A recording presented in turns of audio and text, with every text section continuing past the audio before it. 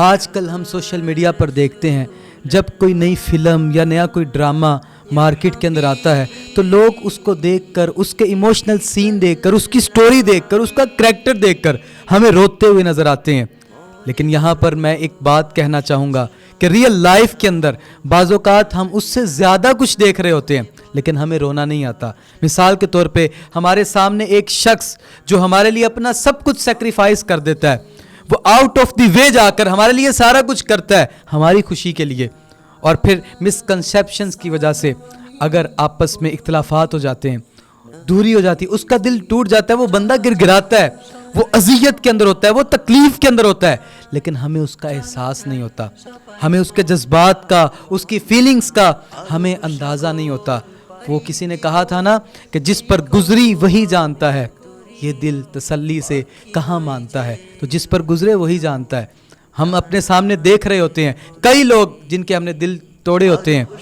میں حلال ریلیشنز کی بات کر رہا ہوں، ہم نے ان کے دل توڑے ہوتے ہیں، وہ ہمارے سامنے گر گرا رہے ہوتے ہیں لیکن ہمیں ان کی درد کا اندازہ نہیں ہوتا، ہم ان کا دل توڑ دیتے ہیں۔ بلے شاہ صاحب رحمۃ اللہ تعالی علیہ آپ نے کہا تھا، مسجد ڈھا دے مندر ڈھا دے جو کچھ ڈھیندا، پر ایک بندے دا دل نہ ڈھاویں رب دلاں وچ رہندا۔ کسی کا دل توڑ دینا کوئی عام بات نہیں ہے۔ ایک مرتبہ سے عائشہ صدیقہ رضی اللہ تعالیٰ عنہا حضور کے پاس بیٹھی ہیں، حضور علیہ الصلوۃ والسلام نے ارشاد میں عائشہ مانگو، کیا مانگتی ہو؟ حضرت عائشہ رضی اللہ تعالیٰ نے کہا حضور مہلت دے، میں اپنے والد سے مشورہ کرنا چاہتی ہوں کہ موقع کو غنیمت جانتے ہوئے حضور نے ارشاد میں جو کچھ مانگنا ہے مانگنو ہے، آج وہ مائل باتا اور بھی کچھ مانگ، دے سکتے ہیں کیا کیا کچھ کہ وہ کچھ دے نہیں سکتے، یہ بحث نہ کر ہوش میں آ اور بھی کچھ مانگ۔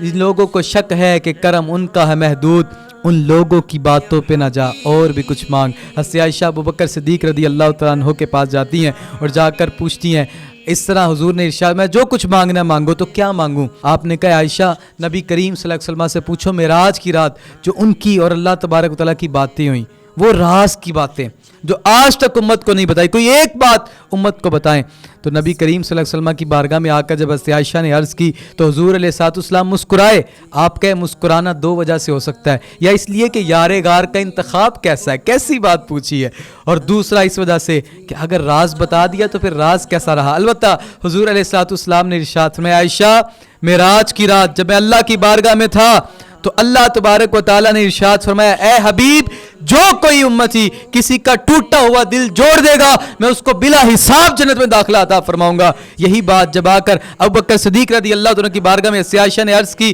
ابوبکر صدیق رضی اللہ تعالیٰ رونا شروع ہو گئے۔ عائشہ نے کہا، عائشہ نے عرض کی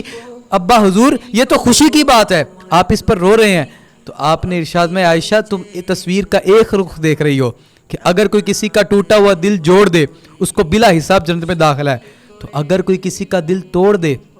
اس کا سیدھا جہنم میں داخل کیا جائے گا۔ میں اس بات کے اوپر رو رہا ہوں کہ کئی ہم سے کسی کا دل نہ ٹوٹ گیا ہو، تو کسی کا دل توڑ دینا کوئی عام بات نہیں، اور ویسے بھی کسی مسلمان کی مومن کی عزت حرمت یہ تو کعبے سے بھی بڑھ کر ہے۔ ایک مرتبہ حضور طواف کر رہے ہیں، عبداللہ بن مسعود ساتھ ہیں، حضور علیہ الصلوۃ والسلام نے ارشاد فرمایا اے کعبہ تیری بڑی عزت ہے، بڑی حرمت ہے، لیکن یاد رکھ مومن کی عزت، مومن کی حرمت تجھ سے بڑھ کر ہے۔ اور نبی کریم نے ارشاد فرمایا من اذا مسلمن فقط اذانی ومن اذانی فقط اذى اللہ، جس نے کسی مسلمان کو ایذا دی اس نے مجھے ایذا دی، اور جس نے مجھے ایذا دی اس نے اللہ تبارک و تعالیٰ کو ایذا دی۔ یعنی کسی کا دل توڑ دینا یہ کوئی عام بات نہیں ہے، کسی کی دل آزاری کر دینا، کسی کا دل توڑ دینا۔ یہاں تک نبی کریم صلی اللہ علیہ وسلم نے ارشاد فرمایا، حضور فرماتے ہیں کہ تمہیں پتہ ہے میری امت میں سے مفلس ترین شخص کون ہے؟ صحابہ کرام نے عرض کی یا رسول اللہ بہتر جانتے ہیں۔ حضور نے ارشاد فرمایا میری امت میں سے مفلس ترین شخص وہ ہے کہ قیامت کے دن وہ بہت ساری نیکیاں لائے گا لیکن اس نے کسی کا دل دکھایا ہوگا، اس نے کسی کا دل توڑا ہوگا، کسی کو برا بھلا کہا ہوگا۔ اب وہ سارے لوگ آ جائیں گے، اس کی نیکیاں ان لوگوں کو دے دی جائیں گی، یہاں تک کہ اس کی نیکیاں ختم ہو جائیں گی، لیکن وہ لوگ باقی ہیں جس کا اس نے دل توڑا تھا، جس کا اس نے دل دکھایا تھا، اب ان لوگوں کے گناہ بھی اس کے ذمے میں ڈال دیے جائیں گے۔ تو لہٰذا دلوں کو جوڑیں، دلوں کو توڑے نہیں، ہم جوڑنے والے بنے، ہم توڑنے والے نہ بنے۔ نبی کریم صلی اللہ علیہ وسلم کی بارگاہ میں ایک مرتبہ انگور پیش کیے گئے، کھٹے انگور ہیں، لیکن میرے حضور علیہ الصلوۃ والسلام اکیلے خود تناول فرما گئے کہ کہیں اس بندے کا دل نہ ٹوٹ جائے۔ یہ ہے